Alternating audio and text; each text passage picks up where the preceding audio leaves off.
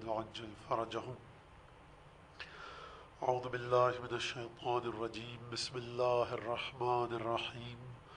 الحمد لله الذي جعل الحمد مفتاحا لذكره وسببا للمزيد من فضله ودليلا على آلائه وعظمته، والصلاة والسلام على عبده وأمين وحيه وخاتم رسله سيدنا ومولانا بالقاسم محمد. اللهم صل على محمد وآل محمد وعلى أهل بيته الطيبين الطاهرين الذين أذهب الله عنهم الرجس وطهرهم تطهيرا. اللهم صل على محمد وآل محمد واللعن الدائم على أعدائهم أجمعين. أما بعد، فقد قال الله الحكيم في كتابه المجيد: أعوذ بالله من الشيطان الرجيم. يا أيها الذين آمنوا إذا قيل لكم تفسحوا في المجالس فافسحوا يفسح الله لكم، وإذا قيل انشزوا فانشزوا يرفع الله الذين آمنوا منكم والذين أوتوا العلم درجات والله بما تعملون خبير. سورہ مجادلہ کی آیت سرنامہ کلام میں ہے. عنوان اور موضوع جو گفتگو کا ہے اس اشرے کا وہ ہے علم اور رزق، اور علم اور رزق کے تعلق کو اور علم اور رزق کے رشتے کو کوشش کی جا رہی ہے کہ کسی حد تک آپ کے سامنے واضح کر دیا جائے، اور مسلسل یہ بات آپ کے سامنے ہے کہ انسان کا علم رزق کے بارے میں اس کے تصور کو واضح کرتا ہے. کل تک کی گفتگو جنگ خندق، جنگ احزاب کے عنوان کے تحت اور اس حوالے سے پیش کی گئی، اور پھر جنگ خندق میں وہ حدیث، معروف اور مشہور حدیث کہ جو حضرت رسالت مآب صلی اللہ علیہ وآلہ وسلم نے جناب امیر المومنین کے لیے بیان فرمائی، اور میں نے وہاں پر یہ بات آپ کے سامنے عرض کی کہ مولا کائنات کی اس خصوصیت کا اعلان ہو رہا ہے. کس خصوصیت کا؟ کہ کل ایمان ہے. رسول خدا نے یہ نہیں فرمایا کہ آج علی کل ایمان ہو گئے، بلکہ فرمایا آج کل ایمان مقابلے پر نکلا ہے کل شرک کے. اور آسانی کے لیے بچوں کے سمجھنے کے کہ سامنے جو موجود تھے خندق کے اس طرف، یہ اس دن مشرک نہیں ہوئے تھے. یہ جب سے رسول خدا نے پیغام نبوت کا اعلان کیا، اعلان رسالت کیا تھا، یہ اس وقت سے مشرک تھے اور حضرت ختمی مرتبت کے خلاف سازشیں کر رہے تھے.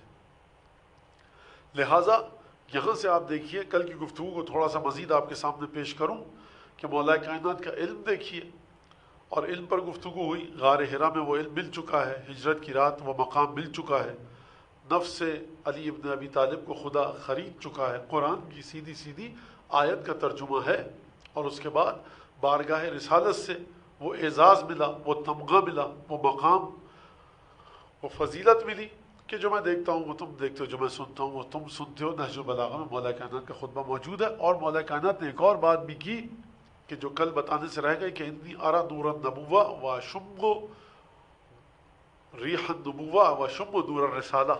میں جب جاتا تھا غار حرا میں رسول خدا کے ساتھ تو خوشبو نبوت کو سونگھتا بھی تھا اور نور رسالت کو دیکھتا بھی تھا. آپ غور فرما رہے ہیں کتنے پاپڑ بیلتے ہیں ہم اور آپ کہ سید الشہداء کی زیارت مولانا خواب میں آ جائیں، مولا حسین ایک دفعہ دیکھ لیں. اچھا مولا حسین کو چھوڑیے، بہت ہم اپنے مرحوم دادا کو دیکھنا چاہتے ہیں، ہم اپنے فلاں مرحوم والد کو. ایک دفعہ والدہ آ جائیں، کہیں بتا دیں کہ ہم اچھی طرح سے ہیں یہاں پر. اچھا مفاتیح میں عمل ہے، یہ کیجئے وہ کیجئے. مولانا سب کیا نہیں دکھتا. توجہ فرما رہے ہیں. ہم غیر معصوم، ہمارے ماں باپ غیر معصوم. خدا دکھا دے گا ان کو ایک ذرا سی جھلک خواب میں، تو خدا کی بادشاہت میں کیا کمی آ جائے گی. لیکن عالم برزخ، عالم بالا حساب کتاب کے مطابق چلتا ہے. جب میری اور آپ کی باری آئے تو جتنے پاپڑ بیلیں، نہ اپنے والد دکھیں، نہ والدہ دکھیں، نہ کوئی مرحوم دکھے. کبھی کسی کو دکھ جائیں، کبھی کسی کو نہ دکھیں. اور عجیب سلسلہ ہے حضور کہ یہ بچہ 10 برس کا کہہ رہا ہے کہ اس سے پہلے کہ وحی آتی. اب آپ کہتے رہیے کہ 40 برس کی عمر میں رسول خدا رسول بنے، آپ کہتے رہیے، لیکن جناب امیر فرما رہے ہیں کہ کنت ارى نور النبوہ واشم ریح النبوہ ونور الرسالہ. میں نبوت کی خوشبو بھی سونگھتا تھا اور نور رسالت کو بھی دیکھتا تھا. تو سرکار میں ایک بات آپ سے کہوں کہ آپ اس انسان کے علم کا، آپ انسان کے رزق کا کیسے اندازہ لگا پائیں گے؟ توجہ کیجئے گا اس بات پر، رزق اور علم، علم اور رزق، معذرت موضوع ہے علم اور رزق۔ علم کہاں پر پہنچ چکا ہے جناب امیر کا کہ میں خوشبو نبوت کو سونگتا ہوں۔ جناب ختمی مرتبت مکے کے بازار میں سے گزر جائیں، کسی نے نہیں کہا کافر نے کہ اے محمد مصطفیٰ ہم کو تمہارے پاس سے خوشبو آتی ہے، کون سی خوشبو ہے؟ رسول اللہ فرما دیتے کہ میرے بھائی سے پوچھو، میں بتاؤں میں نبی ہوں اس لیے خوشبو آتی ہے، دن بھر پسینے میں کام کروں، محنت مزدوری کروں، اس کے بعد میرے پاس سے پسینے کی بو نہیں آئے گی، خوشبو آتی رہے گی۔ تو سب لوگ مسلمان ہو جاتے۔ خدا کا کیا بگڑ، خوب توجہ کیجئے گا، خدا کا کیا بگڑ رہا تھا؟ تمام کفار کو خوشبو آتی، مہک جاتا تمام کا تمام مکہ، جہاں جاتے نور پھیل جاتا، سب گر جاتے، یہ ہو جاتا۔ کیوں نہیں ہوا؟ اس لیے نہیں ہوا کہ پروردگار عالم نے حضور 2 روٹیاں رات کو عزت سے کھانی ہیں تو دن بھر جا کر باس کی ڈانٹ سنیے، 2 روٹیاں عزت سے کھانی ہیں تو جا کر کدال چلائیے باغ میں، تب 2 روٹیاں ملیں گی حلال کی آپ لے کر جائیں گے۔ تو یہ 2 روٹیاں جو دنیاوی رزق ہے اس کے لیے نوکری کرنی پڑتی ہے، تجارت کرنی پڑتی ہے، سڑکوں پر مارے مارے پھرنا پڑتا ہے، تمام جگہوں کی خاک چھاننی پڑتی ہے، کبھی اس لفٹ میں، کبھی اس زینے پر، کبھی اس سیڑھی پر، کبھی اس پارکنگ لاٹ میں۔ صاحب ٹارگٹ پورا کرنا ہے سیلز کا ٹارگٹ پورا ہو گیا تب انسینٹیو ملے گا، بونس ملے گا، خوش خوش آپ گھر آئیں گے۔ یہ مادی رزق ہے، اب یہ ہے معنوی رزق۔ اس کے لیے علم بھی معنوی ہونا چاہیے، رزق بھی معنوی ہونا چاہیے۔ اب حضور مجھے آپ یہ بتائیے کہ کس نے علی ابن ابی طالب کو یہ طور طریقہ سکھایا کہ علی یہ دعا پڑھو گے تو نور نبوت بھی دکھائی دے گا، یہ دعا پڑھو گے تو خوشبو رسالت بھی سونگھ سکو گے؟ ہم کو تو بتایا مفاتی میں کہ یہ عمل اس طرح سے کرو تو اپنے ماں باپ کو دیکھ لو گے خواب میں۔ تو یہ جناب امیر کو کس نے بتایا؟ تو یہ ماننا پڑے گا کہ جناب امیر کی زندگی میں اگر آپ کو کوئی موقع محل ایسا نہیں دکھ رہا کہ کسی فرائیڈے مدرسے میں گئے ہوں، کسی اسکول میں مکتب میں گئے ہوں، تو اب سوال ہمارے سامنے یہ ہے اور اس کا جواب لانا پڑے گا کہ آخر وہ کون سا مکتب تھا کہ جس نے علی ابن ابی طالب کو بچپنے میں یہ علم دیا اور اس علم نے اس رزق کو اپنے سامنے لایا، یعنی یہ علم ملا جناب امیر کو اور اس علم کے مطابق عمل کیا۔ جب اس علم کے مطابق عمل کیا تو کیونکہ علم بہت بڑا تھا، علم بہت بڑھیا تھا، علم بہت اعلیٰ درجے کا تھا، لہٰذا رزق وہ ملا کہ جو رسول خدا کی خوشبو کو سونگھ بھی رہا ہے، نور نبوت کو دیکھ بھی رہا ہے۔ تو عزیز من، جب آپ 10 برس کے بچے کا مقابلہ نہیں کر سکتے اس سے پہلے کہ وحی آتی، توجہ ہے آپ حضرت جو سنیں، جو لوگ گھر میں بیٹھے ہیں اور آن لائن سلسلہ یہ چل رہا ہے کہ اس سے پہلے کہ وحی آتی رسول خدا رسول بنتے بقول ہم مسلمانوں کے۔ اب علی بن ابی طالب کا نظریہ جدا ہے، ہمارا نظریہ جدا ہے، ہم مسلمان ہیں، ہم وہی پڑھتے ہیں جو ہمیں پڑھایا گیا، کہاں جناب امیر اور کہاں ہمارا علم۔ لیکن بہرحال جو ہمیں سکھایا گیا، جو لوگ یہ کہتے ہیں دنیا والے، وہ یہی کہتے ہیں صاحب 27 رجب کو رسالت ملی، تو ابھی رسالت ملی نہیں ہے، علی خوشبو رسالت کو سونگھ رہے ہیں، ابھی نبوت ملی نہیں ہے، علی نور نبوت کو دیکھ رہے ہیں۔ تو یا تو یہ کہیے کہ معاذ اللہ جناب امیر علیہ باللہ کذب اور افطرا باندھ رہے ہیں، یہ کسی شارح نہج البلاغہ نے نہیں کہا، کسی بھی مسلک کا ہو، یعنی بات سچی ہے۔ لہٰذا جب رزق اس مرحلے پر ہے کہ وہ نور نبوت کو دیکھ رہا ہے، وہ خوشبو رسالت کو سونگھ رہا ہے، اس کا مطلب یہ کہ رسول کا رسول مان رہے ہیں نا جناب امیر وحی آنے سے پہلے۔ تو آپ کیوں زحمت میں ڈالتے ہیں اپنے آپ کو یہ کہنے کے لیے کہ بچوں میں سب سے پہلے ایمان لائے؟ آپ ایمان اس وقت لائیں گے جب رسول خدا رسول بنیں گے آپ کے لیے۔ علی ابن ابی طالب اس وقت سے رسالت کی خوشبو کو سونگھ رہے ہیں اور نور نبوت کو دیکھ رہے ہیں کہ ابھی رسالت کا اعلان نہیں ہوا۔ تو سرکار اس راز کا یہ فلسفہ مضمر اور پوشیدہ کہاں پر ہے؟ حدیث رسول کو جا کر دیکھیے، انا وعلی من نور واحد، میں اور علی ایک ہی نور سے ہیں۔ اور یہاں سے وہ سلسلہ ماننا اور سمجھنا پڑے گا کہ اس خاندوادے کا علم مکتب میں جا کر حاصل نہیں کیا جاتا، یہ خاندان اپنا علم کسی کتاب سے حاصل نہیں کرتا، بلکہ اس خاندان کے بچے جب پیدا ہوتے ہیں تو روح اس مرحلے پر ہوتی ہے کہ علم اس مقام پر ہے جب خانہ کعبہ سے آغوش رسالت میں آئیں گے تو قرآن کی سورہ مومنون پڑھ کے سنائیں گے، اور رزق اس مرحلے پر ہے کہ دنیا والے جس رزق سے بے بہرا ہیں، دنیا والے جس رزق سے دور ہیں، اس رزق کو علی ابن ابی طالب پا رہے ہیں. غور فرمائیے آپ اس بات پر. رزق کہاں پر ہے؟ علم کہاں پر ہے؟ جب رزق اور علم یہاں پر ہے، اس مقام پر ہے، تو پھر اب علی ابن ابی طالب جس رزق کے پیچھے جائیں گے وہ بڑا مختلف رزق ہوگا، وہ بڑا ڈیفرنٹ طرح کا رزق ہوگا، کیونکہ علم مختلف ہے. اور جب کوئی شخص چھوڑ دے دنیا کی تمام چیزوں کو اور دیکھے رسالت مآب کی طرف اور دیکھے رسول اللہ کی طرف، تو پھر اس کو کیا رزق ملے گا؟ یہی وجہ تھی کہ نبی کریم نے جب کہا نہیں تھا کہ کھڑے ہو جاؤ، آیا سرنامہ کلام یہ آپ کے سامنے ہے. لہٰذا وہ علم جو نور نبوت اور خوشبو رسالت کو دیکھ رہا ہے، ایک دفعہ مولا کائنات کھڑے ہوئے اور گئے اور لبرز الایمان کلہ الی الشرک کلہ. اب یہاں پر ایک سوال ہے. کل گفتگو نامکمل رہ گئی تھی کیونکہ ظاہر سی بات ہے مصائب بھی تھے، اور کل گفتگو اسی فضیلت کے حوالے سے جنگ خندق کی، ایک اس میں ہلکی سی کسر رہ گئی تھی، اس کو میں پورا کر لوں. پروردگار عالم نے کہا، اچھا آپ کہیں گے پروردگار عالم نے کب کہا؟ یہ تو ختمی مرتبت نے کہا کہ لبرز الایمان الی الشرک کلہ. تو میں آپ سے عرض کروں گا سرکار اپنے عقیدہ نبوت اور رسالت کو قرآن سے جا کر کے اس کی کسوٹی پر پرکھیے اور دیکھیے. قرآن کہہ رہا ہے وما ینطق عن الہوی ان هو الا وحی یوحی، اور وما آتاکم الرسول فخذوہ وما نہاکم عنہ فانتہوا. جو رسول دے دو اس کو لے لو، جس سے روک دو اس سے رک جاؤ. تو علی کے سلسلے میں رسول اللہ نے کیا کہا اور کیا دیا امت کو؟ پورا کا پورا ایمان جا رہا ہے.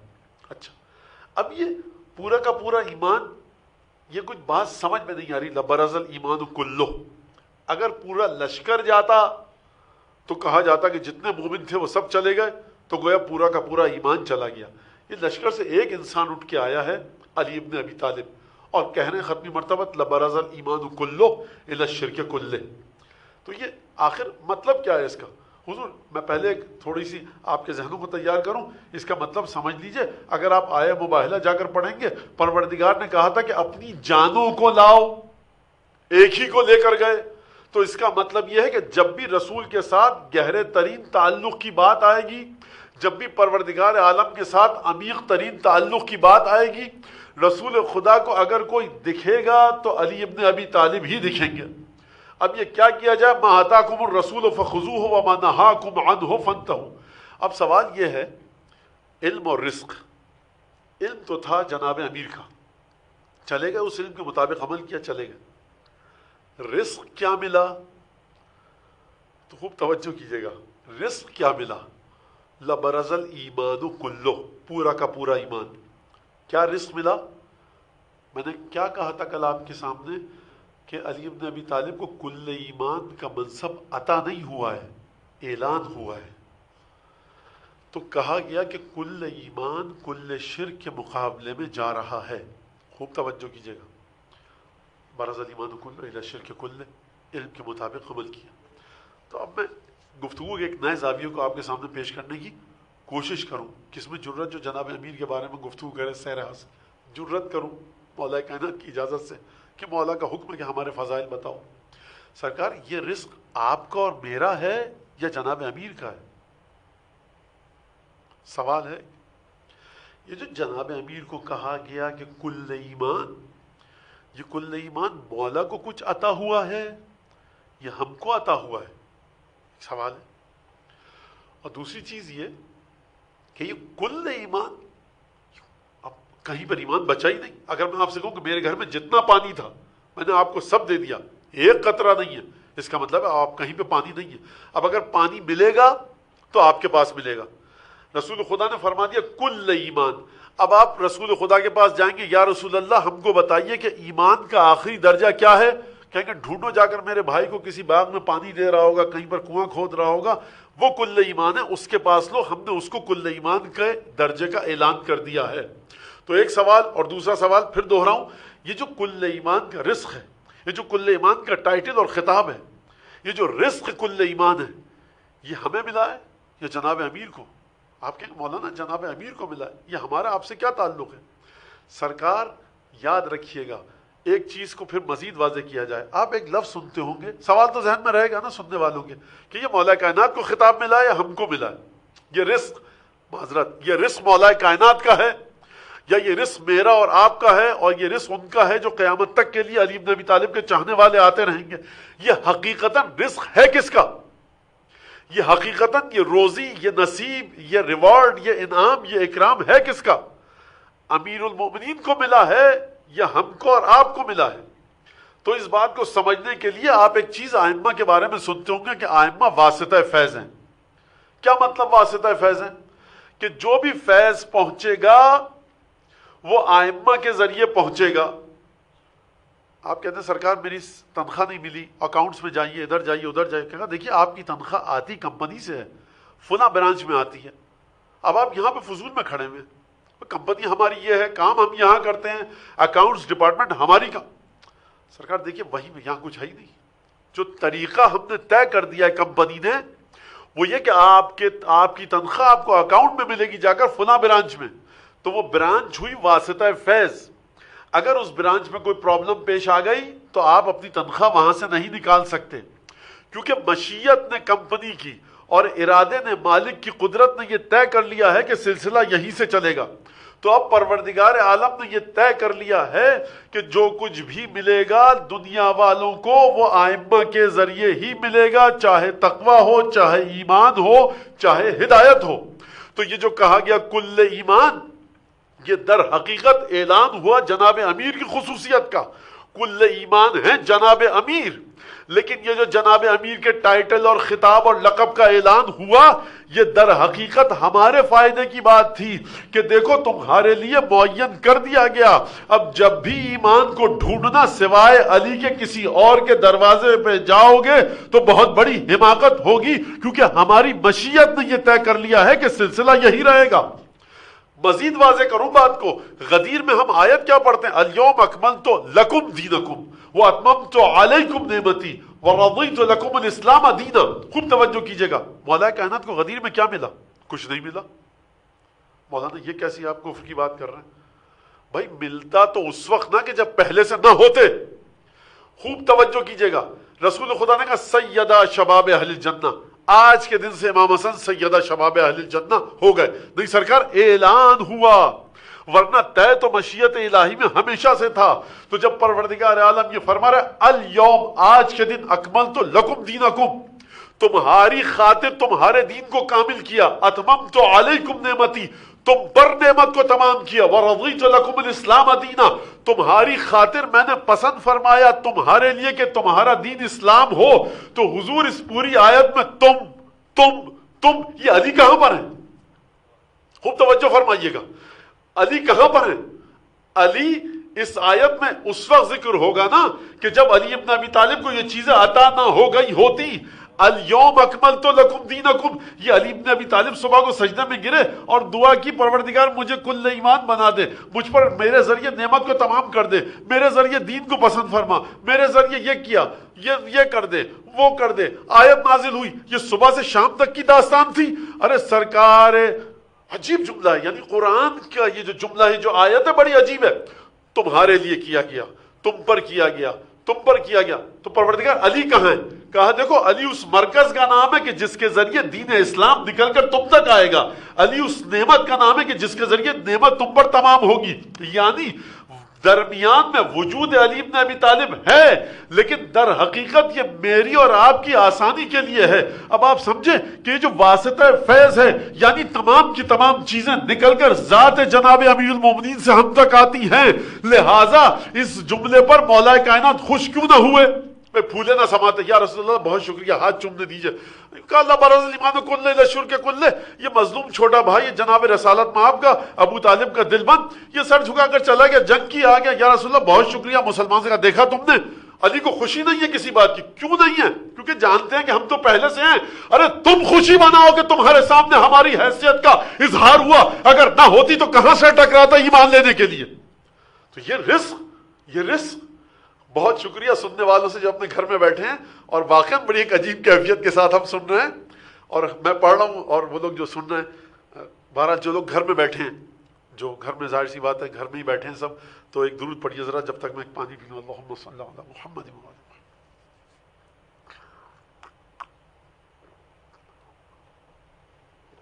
ہے پانی ہے، بس آرام سے کر لیجیے۔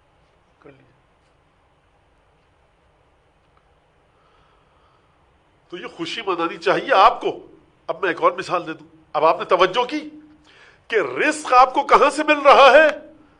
دہلیز علی ابن ابی طالب سے. صاحب آج ہم خوشی منا رہے ہیں 18 کا دن ہے، کس بات کی خوشی؟ آج تو آپ سے کیا تعلق ہے؟ اگر نہیں ہوتا یہ تعلق تو ہم خوشی کیوں مناتے ہیں؟ یعنی مولا کائنات کو کہا گیا نبرز الایمان کلہ الی الشرک کلہ، ہم کو پتہ لگ گیا تو یہ جگہ ہے کہ مولا کائنات ہم سب کی طرف رخ کریں اور کہیں خوشی تم مناؤ. ہم کو یہ یعنی تم مجھے مولا کائنات کی زبان سے میں جملہ ادا کر رہا ہوں کہ جب خدا جناب عبداللہ ابن عمر ابن خطاب کی روایت ہے اور معمولی روایت نہیں ہے، یہ نام اتنا بڑا ہے کہ عبداللہ ابن عمر ابن خطاب، تو آپ نام کے ذریعے روایت کے وزن کا اندازہ کیجئے کہ جب شب معراج پروردگار عالم ہمارے لہجے میں ہمارے بھائی مصطفیٰ سے بات کر رہا ہے کہ ہمارے بھائی محمد مصطفیٰ کا دل نہ گھبرائے کہ یطمئن قلبک، تو وہاں پر جہاں کوئی نہیں ہے وہاں خدا ہمارے لہجے کو اپنا رہا ہے تو یہ تم خوش ہو جاؤ. شیخ عباس قمی نے، علماء نے، تمام فقہاء نے، ہمارے محدثین نے کہا ہے، ایک جملہ لکھا ہے 25 ذی الحج کے بارے میں کہ 25 ذی الحج کے دن صدقہ دیا جائے، زیارت جامعہ پڑھی جائے مولا کائنات کی طرف سے اور خوشی منائی جائے. کیوں خوشی منائی جائے؟ کیونکہ مولا کائنات نے یہ آیت اتری تھی انما ولیکم اللہ ورسولہ والذین آمنوا الذین یقیمون الصلاۃ ویؤتون الزکاۃ وہم راکعون. آپ سب کو یہ آیت یاد بھی ہے، ترجمہ بھی یاد ہے، واقعہ بھی پتہ ہے. میں اس لیے یہاں پر زیادہ نہیں رکوں گا کہ مولا کائنات نے انگوٹھی دی تھی کب؟ زکوٰۃ میں دی تھی، رکوع کی حالت میں. قرآن کی یہ سورہ یہ فرما رہی ہے. شیخ عباس قومی اور دیگر مفاتی میں یہ ہے. تو وہاں پر کہا گیا کہ آپ سب خوشی منائیے، روزہ رکھیے اور صدقہ دیجیے اور خوشی کا دن. انگوٹھی آپ نے دی تھی یا میں نے؟ جس نے انگوٹھی دی تھی، جس کے لیے آیت اتری، وہ خوشی منائے. یہ سوال آپ کے ذہن میں نہ جانے آیا یا نہیں آیا. وہ خوشی آیت اس کے لیے اتری، ہم سے کیا تعلق؟ حضور تعلق آپ سے یہ ہے اگر یہ واقعہ نہ ہوتا تو آپ کس بلبوتے پر اپنے مولا کی فضیلتوں کو ڈھونڈتے؟ نقصان اگر علی ابن ابی طالب کے لیے خدا آیتیں نہ اتارتا، علی کا کچھ نہیں بگڑتا. بگڑتا تو ہمارا اور آپ کا، کیونکہ رزق کل ایمان ہم کو نہیں ملتا. ولایت کہاں پر ہے ہم کو نہیں ملتی. ہم کو یہ سمجھ میں نہیں آتا کہ کس کے ذریعے نعمت تمام ہوئی ہے. ہم کو یہ سمجھ میں نہیں آتا کہ کس کے ذریعے راضی ہوا خدا کہ آج دین ہمارا دین اسلام قرار پائے. ہماری سمجھ میں یہ نہیں آتا کہ نعمت تمام کیسے ہوئی. ہماری سمجھ میں یہ نہیں آتا کہ دین کامل کیسے ہوا. لہٰذا جب مولا کائنات گئے اور اس کے بعد جا کر مولا نے، اب یہ کل کی تقریر کا ایک اور اضافہ کرنے دیجئے مجھے کہ کل ایمان، بھائی کہہ دیتے کہ سید المؤمنین، امیر المؤمنین کہہ دیتے، یہ نہیں کہا کل ایمان. یہ فلسفہ کیا ہے؟ یہ کیا بات ہے صاحب؟ اگر قرآن میں اس روایت کی جڑ نہ ہو تو پھر کیا مزہ اور کیا لطف. قرآن ایک عجیب انداز سے بات کر رہا ہے کہ من عمل صالحا من ذکر او انثی وهو مؤمن فلنحيينه حیاتا طیبہ ولنجزینهم اجرهم باحسن ما كانوا يعملون. دیکھو تم میں سے کوئی مرد ہو یا عورت اگر عمل صالح کرے گا ہم اسے ضرور حیات طیبہ عطا کریں گے. حیات طیبہ یعنی بہت ڈیلائٹفل، پلیزنٹ، خوشگوار، لطف والی زندگی، اچھی زندگی، خوشگوار زندگی ہم اسے زندگی دیں گے. وَلَنَجْزِيَنَّهُمْ، اور ہم اسے ضرور جزا دیں گے. کس کی؟ اجرہم، ان کو اجر دیں گے. بِأَحْسَنِ مَا كَانُوا يَعْمَلُونَ، وہ بہترین اجر دیں گے کہ جو انہوں نے عمل کیا. یہ کون خدا کہہ رہا ہے؟ یہ وہ خدا کہہ رہا ہے مَنْ جَاءَ بِالْحَسَنَةِ فَلَهُ عَشْرُ أَمْثَالِهَا، ایک نیکی کرو گے 10 دیں گے. ایک نیکی کرو گے 10 دیں گے. یہ خدا کہہ رہا ہے کہ جو اچھا عمل کرے گا مرد و زن میں سے ہم اس کو 2 چیزیں دیں گے. ایک تو بہت خوشگوار زندگی ضرور دیں گے، اور دوسرا کیا دیں گے؟ اجرہم بأحسن ما كانوا يعملون. پروردگار اگر تو یہ کہہ دیتا کہ ان کو اجر دیں گے تو بات ختم ہو جاتی. تو پروردگار تو اجر دیتا کیسے ہے؟ پروردگار عالم فرمائے گا کہ جا کر پڑھو اذا زلزلت الارض زلزالها واخرجت الارض اثقالها. آخر میں آیت اسی سورہ کی کیا ہے؟ فمن يعمل مثقال ذرة خیرا یرہ ومن يعمل مثقال ذرة شرا یرہ.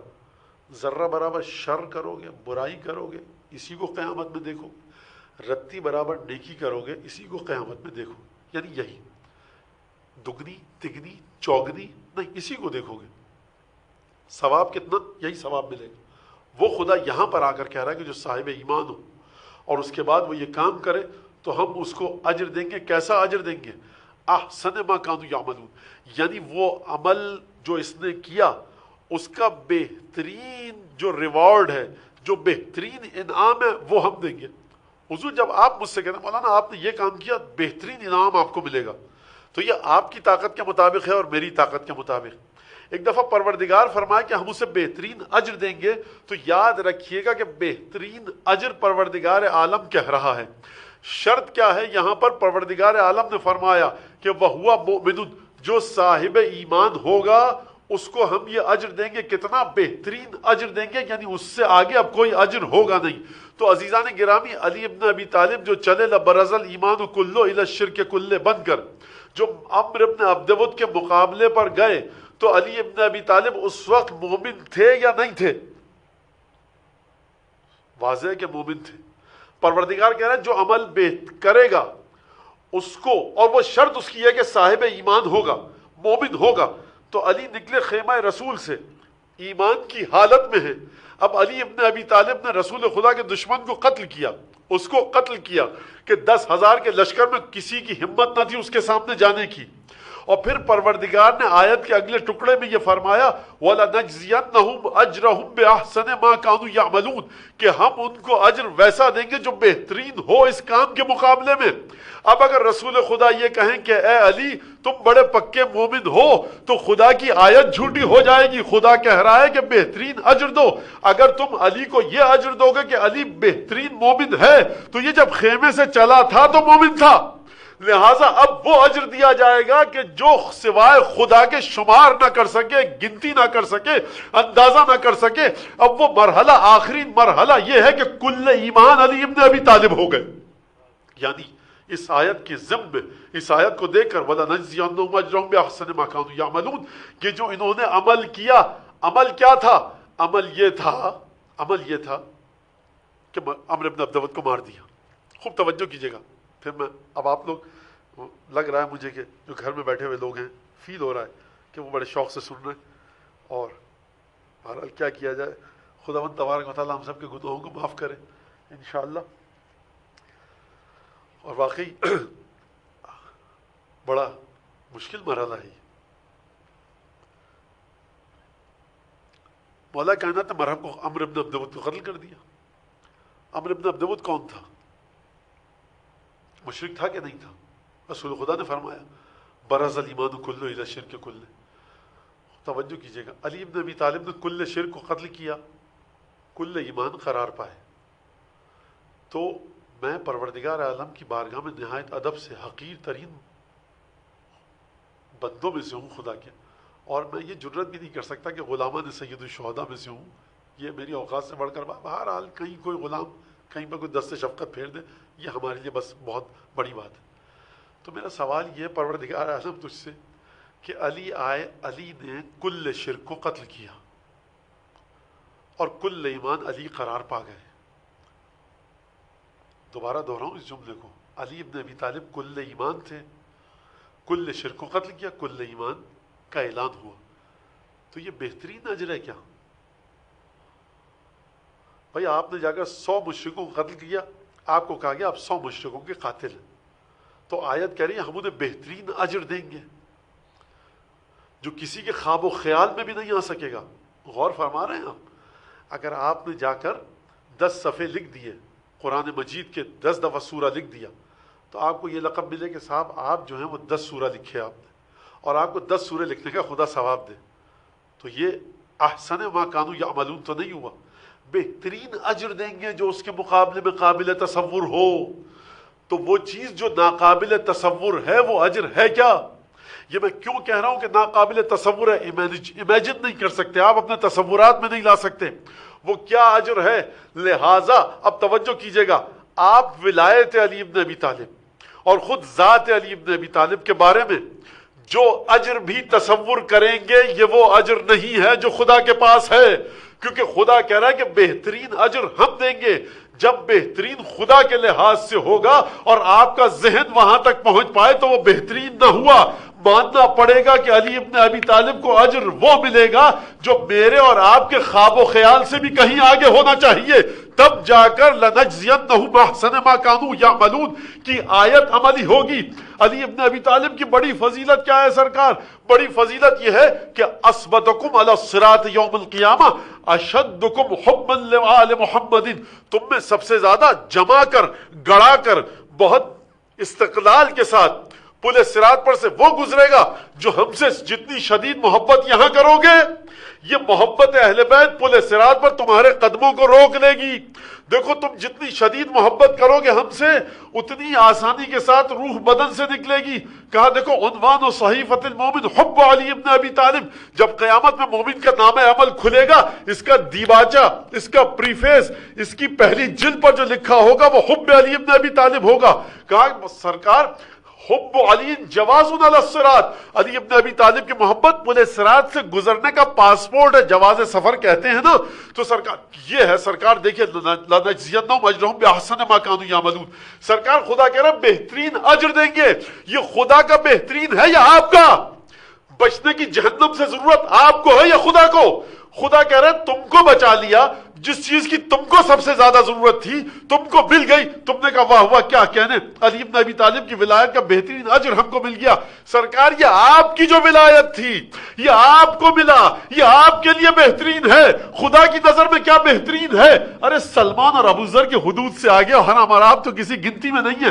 ان الجنت تشتاق الی اربع، جنت مشتاق ہے چار کی، علی، سلمان، ابو ذر، مقداد کی، یعنی علی ابن ابی طالب کے جو تین چاہنے والے ہیں، جنت ان کے لیے تڑپ رہی ہے۔ کیا یہ بہترین اجر ہے؟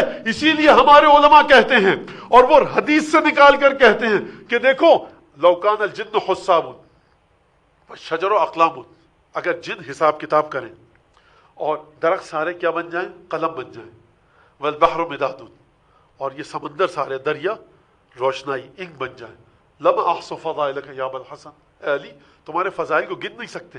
کیوں نہیں گن سکتے؟ میں نہیں کہہ رہا آپ سمجھ میں آیا، میری اوقات نہیں ہے، یہ قرآن کی آیت ہے۔ مجھے ایک درود پڑھنے دیجئے ذرا، اللہم صلی علی محمد و آل محمد۔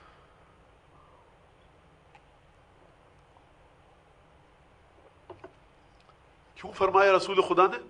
کیوں فرما رہے رسول خدا؟ بھئی ایک حدیث سنتے ہیں، اس کو قرآن کے حساب سے تولیے تو صحیح۔ قرآن کہہ رہا ہے لنجزینہم اجرہم باحسن ما کانوا یعملون، ہم بہترین اجر دیں گے خدا کے تصورات کے مطابق۔ البتہ لفظ غلط ہے، خدا کے تصورات، لیکن سمجھانے کے لیے کہہ رہا ہوں، خدا کے تصور، خدا کے علم کے مطابق بہترین اجر ہوگا۔ یعنی کیا مطلب؟ یعنی جتنا حسن اور خوبصورتی علی کو اجر دیتے وقت خدا اپنے علم کے مطابق بروئے کار لائے گا، وہ ہوگا علی ابن ابی طالب کا اجر، جس کو سوائے خدا کے کوئی نہیں سمجھ سکتا۔ یہ جو آپ پل صراط سے گزر جائیں گے، یہ جو آپ جہنم کی آگ سے بچ جائیں گے، یہ جو قبر میں سکون سے رہیں گے، یہ جو مولا کی موت کے وقت آپ کو انشاءاللہ اور مجھ کو زیارت علی نصیب ہوگی، یہ جو علی ابن ابی طالب کی شفاعت نصیب ہوگی، یہ جو ہماری نمازیں علی ابن ابی طالب کے صدقے میں قبول ہو رہی ہیں، یہ جو ہم علی ابن ابی طالب کے دسترخوان سے علی ابن ابی طالب کے بچوں کے صدقے کے ٹکڑے کھا کھا کر پل رہے ہیں، بڑے ہو رہے ہیں، ہماری نسلوں میں ولایت چل رہی ہے، یہ بہترین اجر نہیں ہے۔ بہترین اجر وہ ہے کہ جس کو سوائے خدا کے کوئی نہیں گن سکتا۔ یہی وجہ تھی کہ رسول خدا نے فرمایا اے علی اس کے باوجود بھی تیرے فضائل کو کوئی نہیں گن سکتا۔ کیوں نہیں گن سکتا؟ کیونکہ اے علی تیری ذات وہ ہے کہ علی کیوں مبسوس فی ذات اللہ، علی کی ذات خدا کی ذات میں فنا ہو چکی ہے۔ اب خدا اگر علی کو کچھ دینا چاہے گا تو خدا علی کو دیکھ کر نہیں دے گا، خدا اپنی ذات کی شان کو دیکھ کر دے گا۔ ذات شان الہی کو سوائے خدا کے کوئی اور نہیں گن سکتا۔ اسی لیے رسول خدا نے فرمایا لما احصوا فضائلک یا ابا الحسن، ارے علی ابن ابی طالب جس کی ولایت کا ادنا ترین تجلی یہ ہو کہ آج جہنم کی اس کو چھوڑ دے، یہ میرا چاہنے والا ہے، اے جنت اس کو لے لے، جہنم کی آگ اس کو دبوچ لے، یہ میرا دشمن ہے، جس کی ولایت کی آخری تجلی ہمارے سامنے جنت اور جہنم کی تقسیم ہے، جس کی روح سے قیامت نکلے گی، جس کی روح سے جنت اور جہنم کی تقسیم نکلے گی، جو سور پھونکنے کے باوجود جس علی ابن ابی طالب کو موت نہ آئے، جو فرشتوں کا استاد ہو، دائیں ہاتھ سے رزق تقسیم کرے، بائیں ہاتھ سے موت اور زندگی کو تقسیم کرے، اس علی ابن ابی طالب کے فضائل کو کوئی کیا سمجھائے اور کیا سمجھے گا؟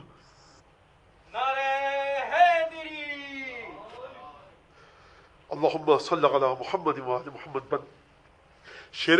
اب یہاں پر جگہ بنتی ہے کہ حضرت سرکار میرانی صلی اللہ مقام شریف کی اس ربائی ہے، پتہ نہیں کیا ہے وہ، اب مجھے اس وقت سمجھ میں بھی نہیں آ رہا کہ شعر خدا کے وصف کہاں تک رقم کروں. شما نہ ہو جو سارے نیستاں قلم کروں. شعر خدا کے وصف، اب اس کو جس نے گومتی کا پانی پیا وہی سمجھ سکتا ہے شاید. شعر خدا کے وصف کہاں تک رقم کروں، میرے خیال سے اس کو اس طرح پڑھا جائے تو بہتر ہوگا. شعر خدا کے وصف کہاں تک رقم کروں، شما نہ ہو جو سارے نیستاں قلم کروں. کاغذ بجائے تختہ گردوں بہم کروں. دریا اگرچہ سارے سیاہی سے ضم کروں. لکھنے کو بیٹھے حور و ملک انس و جن تلک. عشر عشیر ہونا قیامت کے دن تلک. اسی حدیث سے لیا گیا ہے. اب آپ سمجھیں کہ جب پانچویں امام حضرت امام محمد باقر علیہ الصلوۃ والسلام کی بارگاہ میں جب ایک شخص آیا اور اس نے آ کر پوچھا کہ لما سمی امیر المومنین بے امیر المومنین، یا امام باقر یہ بتائیے کہ مولا کائنات کو امیر المومنین کیوں کہا گیا؟ کہا کہ اس لیے کہ یہ اس معنوں میں نہیں ہے. بہار کی روایت ہے، پانچویں امام فرما رہے لأنہ یمتار منہ.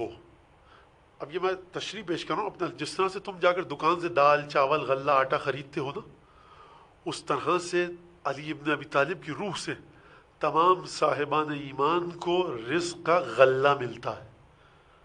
یعنی اگر آپ کا ایمان بڑھ رہا ہے نا تو روز نجف کی طرف رخ کر کہیے یا علی صلی اللہ علیہ امیر المومنین. کیونکہ انسان جس دسترخوان سے ٹکڑے چن کے کھاتا ہے اس دسترخوان کا بڑا احترام کرتا ہے. ایمان کی جو دولت آپ کو مل رہی ہے یہ روح علی ابن ابی طالب سے مل رہی ہے. اور وہ واقعہ آپ کو پتا ہے کہ مولا آپ نے بھی 532 مارے، میں نے بھی 532 مارے، تو مولا نے کہا کہ فرق ہے مالک، تم نے جو سامنے آیا مار دیا، ہم نے نسلوں میں دیکھنے کے بعد مارا.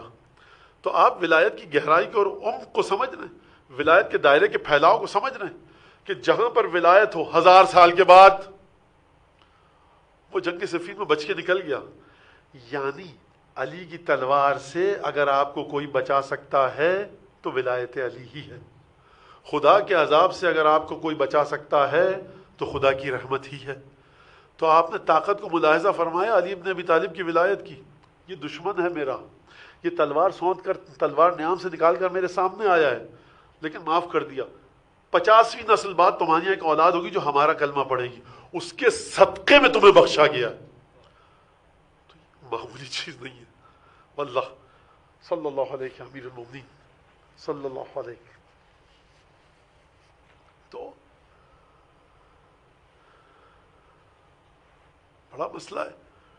اور دیکھیے بس بہت ہو گئی نا ولایت، اب کیا کرنا ہے؟ بس کوئی کام کی بات بھی کریں. ہم ولایت پہ گفتگو ہو گئی، کام کی بات کریں. دیکھیے یہ جو ہمارے علماء کی اتنی تاکید ہے ان حدیثوں کو دیکھیے جو ولایت کے بارے میں ہے. اثبتکم علی الصراط، قدم ڈگمگائیں گے نہیں پورے صراط پر اگر محمد آل محمد کی محبت شدید ہوگی. محمد آل محمد سے محبت اگر بڑی شدید ہوگی روح آسانی سے نکلے گی.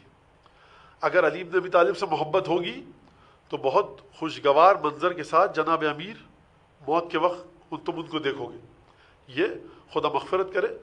اور واقعہ سنایا انہوں نے محفل میں جناب آغا مجتہدی نے. دیکھیے 2 مجتہدی ہیں جن کی کتابیں ابھی ترجمہ ہو کے آ رہی ہیں. ایک جعفر آغا مجتہدی ہے، میں ان کی بات نہیں کر رہا، مجتہدی تہرانی کی بات کر رہا ہوں میں. ان کے بقول کے آیت اللہ العظمیٰ سید احمد خنصاری علی اللہ مقام الشریف نے ہمیشہ وہ ہر روز ایک سورہ یاسین پڑھ کے ہدیہ کرتے تھے. کس کو؟ اسرائیل کو. لوگوں نے کہا سرکار یہ کیا کرتے ہیں؟ کہا کہ روح تو قبض کرنے وہی آئے گا، تو چاہتا ہوں ایسے آئے کہ آرام سے قبض کرے. اب یہ سب واقعات دیکھیے ولایت سے جڑے ہوئے لوگ ہیں یہ. تو ایک ہفتے پہلے ملک الموت آیا اور آغا خنصاری نے کہا کہ کیا میرا وقت نزدیک آ چکا ہے؟ کہا کہ نہیں، بتانے آؤں کہ 1 ہفتے بعد آؤں گا، تمام وصیتیں کر کے رکھنا. اچھا، جو مجتہد جامع شرائط ہوتا ہے اس کے لیے بڑا مسئلہ ہوتا ہے، پھر وہ وجوہات نہیں لیتا، پھر وہ جو خمس رکھا ہے کسی کو وصیت کر کے جاتا ہے. تو 1 ہفتے پہلے تم کو بتا دیا کہ تم اپنے کام سارے سمیٹ لو. اور یہ حضرت حجت نے بھی علی بن محمد سیمونی کو کہا کہ فجمع امرک، سارے کام سمیٹو، بہت کم دنوں بعد تمہیں موت آ جائے گی، اور پھر اس کے بعد نیابت خاصہ کا سلسلہ ختم ہو جائے گا. تو یہ ایک سلسلہ ہے.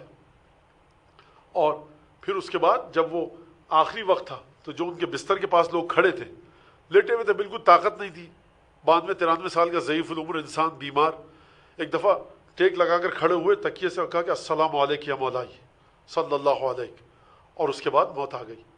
تو عزیزان گرامی، یہ رزق ہے، علم کے مطابق عمل کیا. یہ رزق ہے کہ موت کے وقت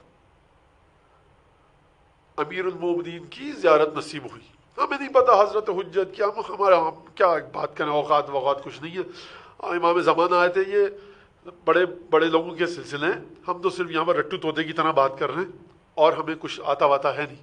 بات سیدھی ہے، وہ اس لیے کہ آپ کا دل مضبوط ہو اور آپ ایمان کے راستے پر اسی طرح سے بڑھتے رہیں، اور جب انشاءاللہ تعالیٰ عزاداری میں آنکھوں سے آنسو نکلے تو جو دعا مانگیے گا مولا حسین سے، ایک تو یہ کہ حضرت کا ظہور جلد از جلد ہو، حضرت کے دکھوں میں کمی ہو، اور یہ مجالس ہیں جناب سیدہ کے زخمی دل کا اور حضرت حجت کے زخمی دل کا مرہم قرار پائیں اور مداوا قرار پائیں.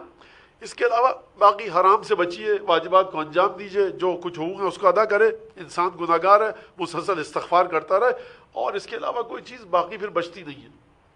لہٰذا آج جیسا کہ آپ کے علم میں ہے، حبیب ابن مظاہر جو بر صغیر میں نام لیا جاتا ہے حبیب ابن مظاہر، البتہ مختلف طریقوں سے علماء رجال نے نام کو ضبط کیا ہے حبیب ابن مظاہر کے. تو بہرحال وہ ایک الگ بحث رجالی اور ضبط کے حوالے سے کہ اس نام کو کس طرح لکھا جائے، لیکن بر صغیر میں حبیب ابن مظاہر کہا جاتا ہے. اور میں یہ کیوں کہہ رہا ہوں، کیونکہ بڑی شخصیات جب ہوتی ہیں ان کا آپ غلط نام لے لیں، کمشنر صاحب بیٹھے ہوئے تو آپ کو بڑی ٹیڑھی نگاہوں سے دیکھتے ہیں. تو خیر حبیب ابن مظاہر تو رحیم مولا کے رحیم غلام ہے، لیکن بہرحال یہ ادب و احترام ہے کہ میں یہ آپ کے سامنے بات بیان کروں کہ جو ہندوستان پاکستان میں معروف ہے حبیب ابن مظاہر، ورنہ مظاہر اور مظاہر بھی، یا بعض نے مطہر بھی کہا ہے. اور علماء رجال میں اس پہ گفتگو ہے کیا نام تھا. ہجرت سے 14 برس پہلے پیدا ہوئے. واقعہ کربلا کب کا ہے؟ 60 ہجری ہے. تو ویسے کیلنڈر کے لحاظ سے 61 لیکن 60 ہجری 60 سال پورے ہو چکے تھے. 60 سال یہ اور 14 سال وہ، 74 سال، 74 ایئرز ایج تھی جناب حبیب ابن مظاہر کی جب مولا حسین آئے. اور یہ یاد رکھیے کہ حبیب ابن مظاہر رسول خدا کے صحابی ہیں، مورخین کے مطابق جناب امیر کے، امام حسن کے بھی ہوئے پھر، اور پھر سید الشہداء کے. یمن میں پیدا ہوئے تھے اور پھر منتقل ہوئے کہاں پر؟ کوفے میں. کس قبیلے سے ہیں؟ بنی اسد سے. بنی اسد کے درمیان بہت اہمیت تھی کیونکہ نہایت متقی، پاک و پاکیزہ، طیب و طاہر انسان تھے. کون؟ جناب حبیب ابن مظاہر اسدی. جب مولا حسین کربلا میں آئے 2 محرم کو، اس سے پہلے کہ لشکر جمع ہوتا ابن زیاد کا، مولا حسین نے خط لکھ کر کسی طرح سے کوفے بھجوایا کہ انت تعلم بقرابتنا من رسول اللہ، حبیب تم کو پتہ ہے کہ تم ہماری جو رشتہ داری رسول خدا کے ساتھ ہے وہ جانتے ہو، اور تم بہت اچھے اخلاق کے انسان ہو، صاحب غیرت ہو. فلا تبخل علینا بنفسک یجازی کا رسول اللہ یوم القیامہ. حبیب اپنی جان قربان کرنے کے سلسلے میں ہم پر کنجوسی سے کام مت لو، ہمارے نانا قیامت میں تم کو اجر دیں. دیکھیے جملے کتنے مظلومانہ ہیں مولا حسین کے. خوب توجہ کی آپ نے. رزق کیا دیا جا رہا ہے کہ یہاں پر اپنی جان نچھاور کرو، قیامت میں رسول اللہ تمہیں اجر دیں گے، میں نہیں، خود رسول اللہ تمہیں اجر دیں گے. حبیب نے خط پڑھا اور کسی طرح بڑی مشکلوں سے کوفے سے باہر نکل کر آئے، مولا حسین کی خدمت میں پہنچے.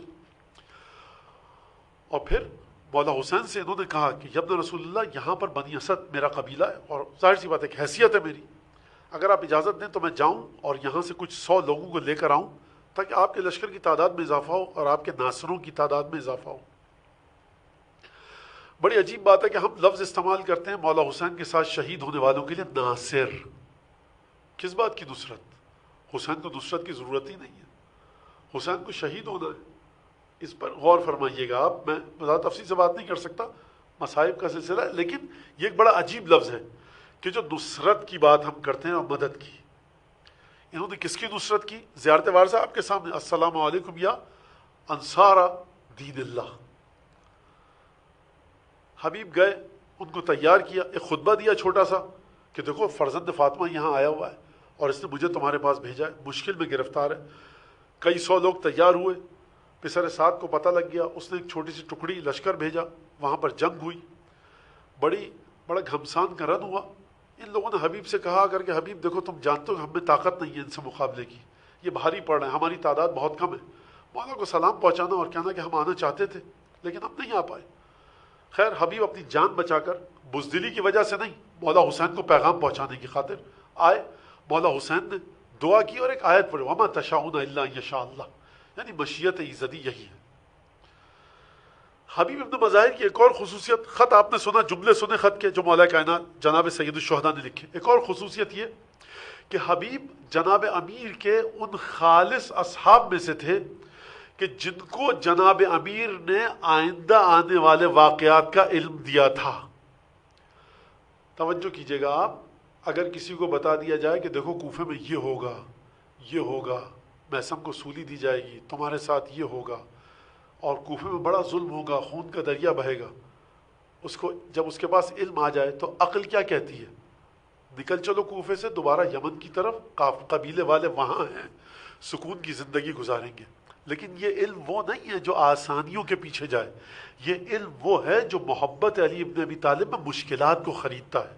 اب آپ نے زاویہ علم کو دیکھا، اصحاب امام حسین علیہ السلام کے کوفے میں ہے، کوفے کا بازار ہے، حبیب ابن مظاہر پر گھوڑے پر سوار ہے، اور وہاں سے میثم تمار گھوڑے پر سوار گزرے، فتعانقہ، اس طرح سے گزرے کہ دونوں کے گھوڑوں کی گردنیں ایک دوسرے سے ملنے لگی۔ حبیب اس طرف جا رہے ہیں، میثم اس طرف جا رہے ہیں، دونوں رک گئے۔ جناب میثم نے کہا کہ جناب حبیب ابن مظاہر نے کہا کأنی برجل اصلہ زخیم البطن یبیع الطبیخ فی دار الزرق۔ حبیب نے دیکھا، میثم کو کہا کہ میں ایک ایسے شخص کو دیکھ رہا ہوں کہ جو بڑا تنومند ہے، جس کے سر کے بال آگے سے اڑ چکے ہیں، تربوز بیچتا ہے فلانے بازار میں، کہ اس کو یہاں پر سولی دی جائے گی۔ کس کے بارے میں بات کر رہے ہیں حبیب؟ میثم سے، میثم کے بارے میں۔ میثم کو دیکھ کر میثم کی خصوصیات بتا رہے ہیں، لوگ جمع ہو گئے کہ یہ کیا بات کر رہا ہے حبیب، میثم کو دیکھ کر میثم کی خصوصیات بتا رہے ہیں، اور یہ عجیب سلسلہ ہے۔ لوگ تکنے لگے، کبھی میثم کا منہ کبھی حبیب کا۔ میثم تمار نے کہا کہ انی کأنی برجل احمر لہو زفیدتان یخرج لنصرت ابن نبیک فیقتل۔ ہاں میں بھی ایک ایسے شخص کو دیکھ رہا ہوں کہ جس کا چہرہ، سرخی اس کے چہرے پر ہے، دو زلفیں لٹکی ہوئی ہیں، وہ کوفے سے نکلے گا نبی کے بیٹے کی مدد کے لیے، تو وہاں پہ جا کے شہید ہو جائے گا۔ اب لوگوں کی انتہا نہ رہی حیرت کی، گفتگو ہوئی، ادھر حبیب چلے گئے، ادھر میثم چلے گئے، کیا دونوں بڑا عجیب باتیں کر رہے تھے، کون سی نصرت، نبی کا بیٹا، کیا سلسلہ۔ اتنے میں وہاں پر حجر بن عدی آئے، کہا کیا بھیڑ لگا رکھی ہے، کہا کہ دونوں ابھی گزرے ہیں یہاں پہ تو یہ بات کر رہے تھے، اور بڑا جھوٹ دونوں ایک دوسرے سے بول رہے تھے، کیسے پتا ان کو کہ ان کے ساتھ یہ ہوگا۔ عجیب جملہ فرمایا حجر بن عدی نے، انہوں نے کہا ایک چیز بھول گئے کہ سر کی قیمت اتنی لگائی جائے گی جناب میثم کے، جناب حبیب کے۔ کہا یہ اس سے بھی بڑا جھوٹا ہے۔ تو جناب امیر المومنین نے ایسا علم دیا تھا کہ جو علم منایا اور بلایا کہا جاتا تھا، کہ ان کو آنے والے واقعات کا علم ہوتا تھا۔ یعنی یہ منزلت دیکھیے اب جناب حبیب ابن مظاہر کی۔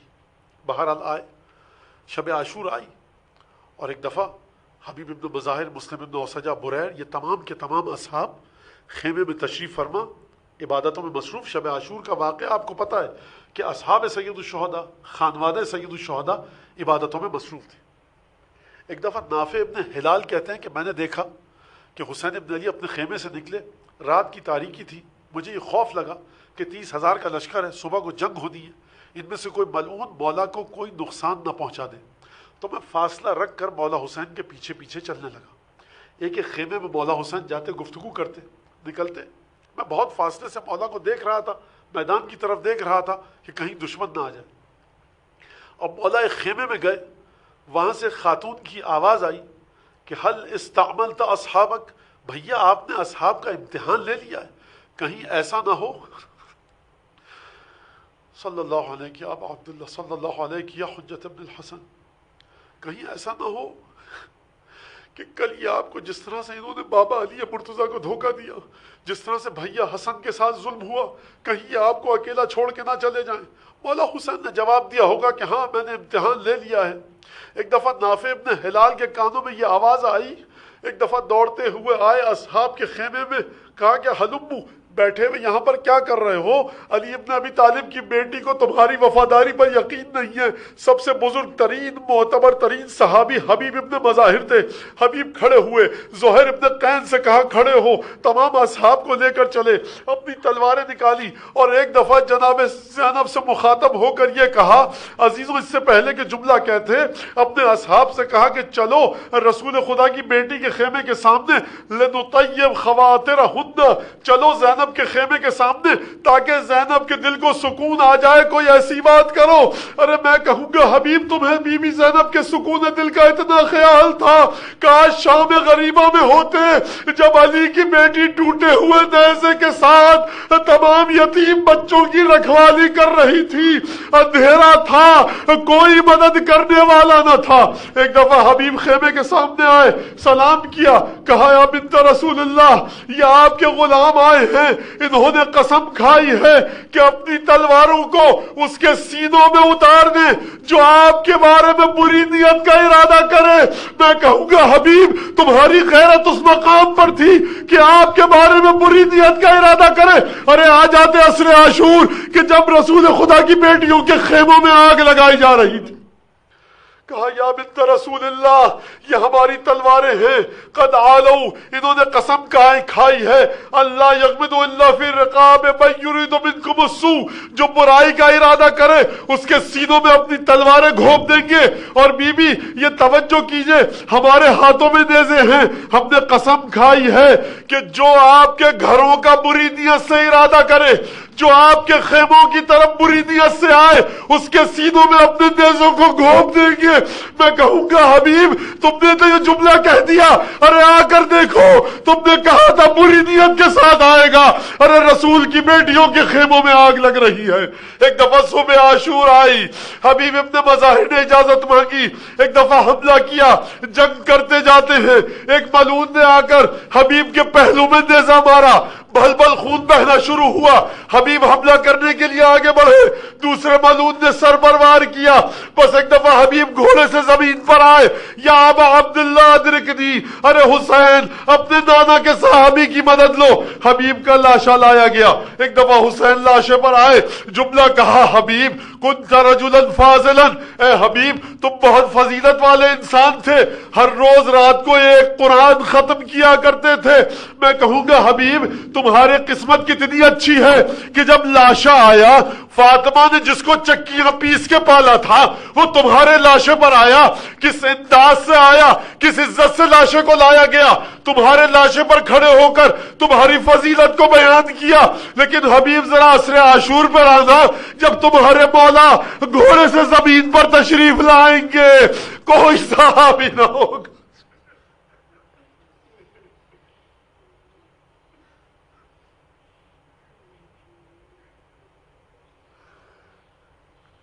صلی اللہ علیہ یا مظلوم، صلی اللہ علیہ یا بابا نجات الامہ، صلی اللہ علیہ یا باب اللہ، صلی اللہ علیہ سید الشہداء، صلی اللہ علیہ صاحب العصر والزمان، اجرک اللہ یا بقیت اللہ، احسن اللہ لک العزا فی مصاب جدک الحسین، اللہم کل ولیک الحجت ابن الحسن صلواتک علیہ وعلی آبائہ فی هذه الساعة وفی کل ساعة ولی وحافظا وقائد وناصرا ودلیل وعینا حتی تسکنه ارضک طوعا وتمتعه فیها طویل ماتم حسین یا حسین۔